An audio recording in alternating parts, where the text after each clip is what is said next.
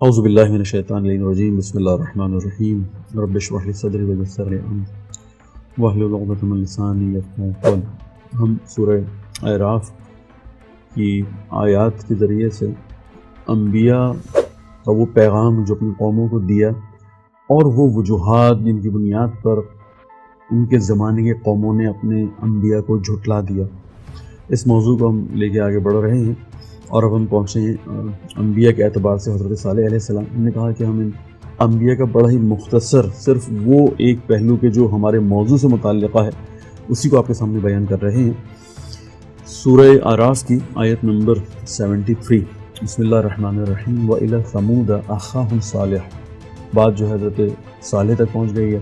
قَالَ يَا قَوْمِ اعْبُدُوا اللَّهَ، اے قوم عبادت کرو اللہ کی، مَا لَكُم مِّنْ إِلَٰهٍ غَيْرُهُ، کیا ہوا ہے تمہیں کہ تم جو ہے وہ اللہ کے علاوہ کسی اور کی طرف جا رہے ہو۔ قد جاءتکم بینۃ، تمہارے لیے تو واضح ہو گئی ہیں من ربکم، اپنے رب کی طرف سے، تمہارے رب کی طرف سے تمہارے سامنے بینات آ چکی ہیں۔ اور حاضی ناقہ، آپ کو معلوم ہے کہ اونٹنی کا ایک خدا کی نشانی آیت تھی اونٹنی، اور کہا تھا کہ اس کو رہنے دینا زندہ، جہاں سے چاہے کھائے جہاں سے چاہے پیے، کچھ نہیں کرنا اس کو۔ یہ سالے کا انشاءاللہ آپ کو واقعہ یاد ہے، اسی کا تذکرہ ہو رہا ہے۔ حاذی ناقۃ اللہ لکم آیہ فذروها تأکل فی الارض اللہ ولا تمسوها، نہیں چھونے کی ضرورت ہے، بسوء یاخذکم عذاب علیم۔ اور قوم سمود کی طرف ہم نے انہی کی برادری ایک فرد صالح کو دے دی۔ انہوں نے کہا اے میری قوم، اللہ ہی کی عبادت کرو، اس کے سوا تمہارا کوئی معبود نہیں، تمہارے رب کی طرف سے تمہارے پاس واضح دلیلیں آ چکی ہیں۔ یہ اللہ کی اونٹنی ہے جو تمہارے لیے ایک نشانی ہے، اسے اللہ کی زمین میں چرنے دینا اور اسے برے ارادے سے ہاتھ نہ لگانا، ورنہ دردناک عذاب تمہیں ملے گا۔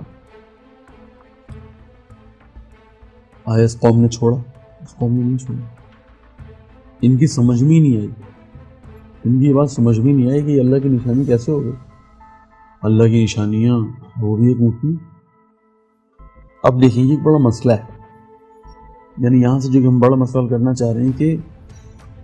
قومیں سمجھ رہی ہیں اس زمانے میں کہ کوئی بڑی بات ہو رہی ہوتی، یعنی بات ہو سورج کی، بات ہو آسمان کی، بات ہو چاند کی، بات ہو فرض کریں پورے زمین کی،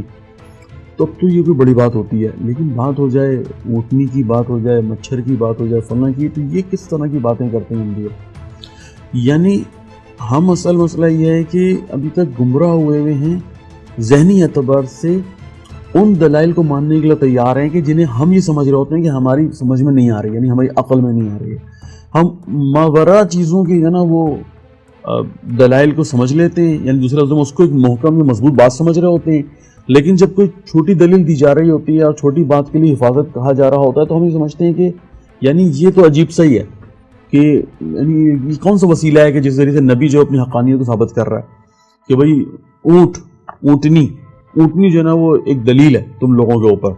کہ اگر تم نے اس کو کچھ بھی کیا تم پر عذاب آ جائے گا۔ اب یہ قوم جو ہے نا وہ بس کنفیوز ہو گئی اس بات میں کہ یہ چھوٹی سی چیز کو کیوں جو ہے نا وہ ہم پر عذاب کا سبب بنا دیا ہے۔ ایک سال حضرت صالح نے، اللہ جو ہے وہ بڑی سے بڑی چیز اور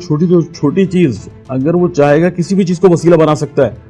اگر تم نے اس کی بات نہیں مانی تو تم پر عذاب کسی طرح سے بھی آ جائے، چاہے بڑی بات ہو، بڑا موضوع ہو، چاہے چھوٹی بات ہو، چھوٹا موضوع ہو،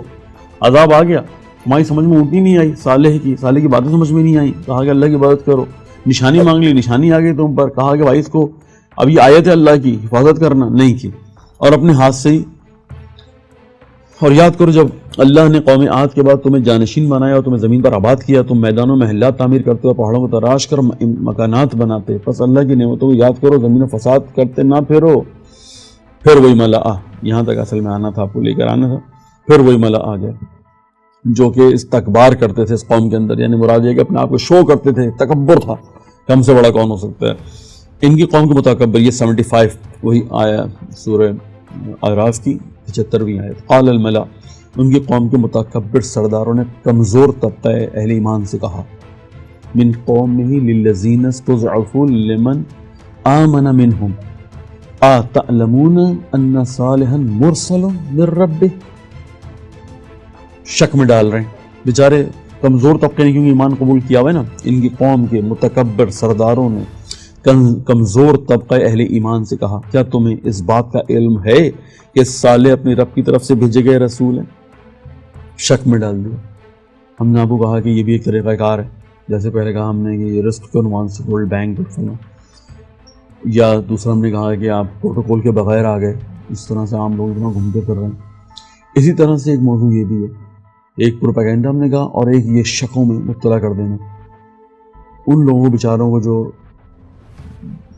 مستضعفین ہیں زمین کے اوپر، صالح ماننے والے حضرت صالح کے پیروکار ہیں، ان کو مشکوک کرتے کہ تمہیں یقین ہے؟ کیوں؟ کیونکہ یہ بھی ہمارے جیسا ہے، ہم میں سے ہی گھوم رہا ہے،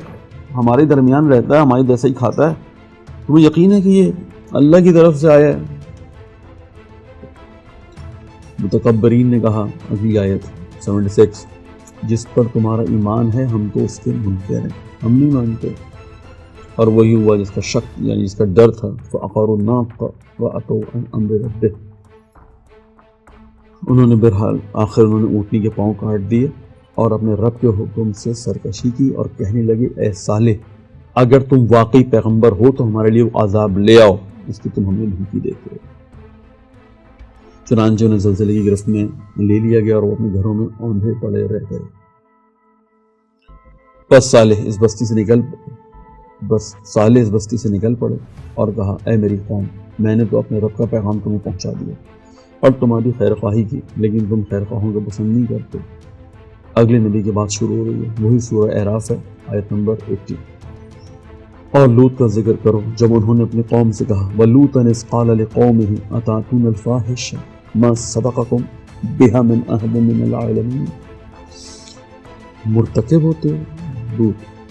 جب انہوں نے اپنی قوم سے کہا کہ تم ایسی بے حیائی کے مرتکب ہوتے ہو جو تم سے پہلے دنیا میں کسی نے ارتکاب نہیں کیا، یہ ان کی وجہ سے ان کی طرف سے شروع ہوئی تھی۔ آپ کو پتہ کہ ہم جنس کے جو ناجائز روابط ہیں یہ اس کی طرف اشارہ ہے، یہ ان کے زمانے کا مسئلہ ہے۔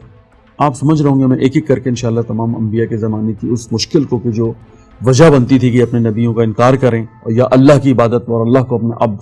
یا اللہ کو اپنا معبود نہ مانے اور اس کے عبد نہ بنے، میں ایک ایک کر کے وہ دلائل آپ کو انبیاء کی زبانی دے رہا ہوں۔ اور اب ہم پہنچ گئے ہم جنس بازی پر، جو بڑا امپورٹنٹ مسئلہ ہو گیا اس وقت دنیا کا۔ آپ کو شاید یقین نہ آئے کہ یعنی ایران کے خلاف جب بات یہ کی جاتی ہے حقوق انسانی کا وہ پامال کرتا ہے یا بین الاقوامی قوانین کی حمایت نہیں کرتا ہے، تو جب پوچھا جاتا ہے اچھا ذرا بتاؤ تو مثلاً کوئی دلیل تو پیش کرو، تو پھر کہا جاتا ہے یہ جسے دنیا نے آج تسلیم کر لیا ہے کہ مرد مرد سے شادی کر سکتا ہے، عورت عورت سے شادی کر سکتی ہے، ہم جنس بازی جو ہے وہ آزاد ہو چکی ہے، تو کیونکہ ایران اس قانون کو نہیں مانتا اور کیونکہ دنیا کی پارلیمنٹ نے اکثر یورپین پارلیمنٹ نے، اور آپ دیکھیں گے خدا نہ کرے کہ آپ کو دیکھنے کو ملے، لیکن بہرحال جس طرح سے دنیا آگے بڑھ رہی ہے اور جس طرح ہم کو آہستہ آہستہ محدود کر کے ایک ہی حکومت اور ایک ہی کوشش کر رہے ہیں کہ یہ حکمرانی کسی ایک کی ہو جائے اور ہم سب اس کے تابع ہو جائیں، یہ جو نیا سسٹم ہے میں ان پہ آہستہ آہستہ بات کروں گا کہ جو کچھ اس زمانے میں ہمیں چاروں طرف گھیر کے لے جا رہے ہیں جس طرف۔ لیکن میں بتانا چاہ رہا ہوں کہ انہوں نے دنیا کی تمام پارلیمنٹ سے آہستہ آہستہ یہ قانون پاس کروا لیا اور اب اسلامی ممالک کی طرف رخ کر لیا ہے، پہلے اس کو عام کر دیا ہے اور اب آہستہ آہستہ اس کو قانون بنوانے کے چکر میں، اور پھر جو اس قانون کو نہیں مانے گا، عجیب، یعنی قرآن جس کو کہتا ہے کہ ایک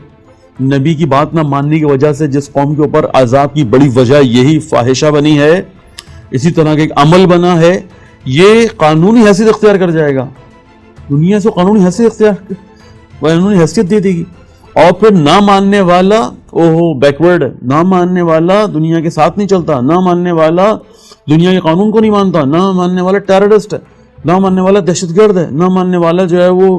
ریڈیکل ہے، ایکسٹریمسٹ ہے، یعنی پھر الزامات لگنا شروع ہو جائیں گے کہ آپ نے نہیں مانا۔ عجیب، جس بنیاد پر عذاب آیا ہے قوم کے اوپر، جو قرآن یعنی صراحت کے ساتھ جو ہے وہ انسانیت کی تذلیل ہے، اور اس کے باوجود خدا کے قوانین کو توڑنا ایک طرف خود انسانیت کی تذلیل ہے، اس کو قانون بنائیں اور اس قانون کو پاس بھی کروائیں اور زبردستی یہ پریشر بھی بنائیں کہ بھائی یہ سب کو پاس کرنا ہے، سب کو اس قانون کا مان نہیں ہوگا۔ تھوڑی سی آیت اور پڑھ دیتے ہیں انشاءاللہ تاکہ بہت ہی واضح ہو جائے بات۔ 81ویں آیت، انکم لتاتون الرجال الشہوہ من دون الناس بل انتم قوم مسرفون، تم عورتوں کو چھوڑ کر مردوں سے اپنی خواہش پوری کرتے بلکہ تم تو تجاوز کار ہو۔ اگلی آیت 82 سورہ آراف، اور ان کے قوم کے پاس کوئی جواب نہ تھا سوائے اس کے کہ وہ کہیں انہیں اپنی بستی سے نکال دو. یہ لوگ بڑے پاکیزہ بننے کی کوشش کرتے ہیں. یعنی آپ جب اس طرح کی باتیں کریں تو معاشرہ جو ہے وہ آپ کو نکال دیتا ہے باہر. وہ کہتا ہے بھائی نہیں رہنا ان کو معاشرے میں، کیا باتیں کر رہے ہیں. یعنی جو دنیا نے قبول کر لیا ہے اب وہ ہمیں یہ کہہ رہے ہیں کہ جو قانون بھی اکثریت انسان، چاہے وہ کسی بھی جگہ کی ہو، یورپین ہو، افریقن ہو یا ایشین ہو، عرب ہو، غیر عرب ہو، مسلمان ہو، ہندو ہو، یہودی ہو، عیسائی ہو،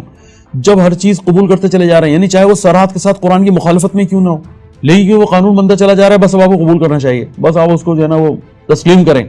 کہ یہ قانون ہے، پاس ہو چکا ہے، چاہے صراحت کا مقابلہ ہو انبیاء کی تعلیمات سے، خدا کی تعلیمات سے، قرآن سے یا الہی کتابوں سے، لیکن یہ قانون ہے، اس کو آپ کو ماننا پڑے گا. اور یہ کہہ کے کہ یہ تو بڑے پاکیزہ بننے کی کوشش کر رہے ہیں، ان کو یہاں سے نکال دیا جائے. اور اب خیال ہے کہ میں اس کو بھی یہیں پر رکھتا ہوں بھائی، کہ میں چاہ رہا تھا کہ آج شعیب تک بھی آ جاؤں، لیکن یہ کہ میں انشاءاللہ اس کو اگلے درس پہ رکھتا ہوں. بہت شکریہ. اللہ حافظ.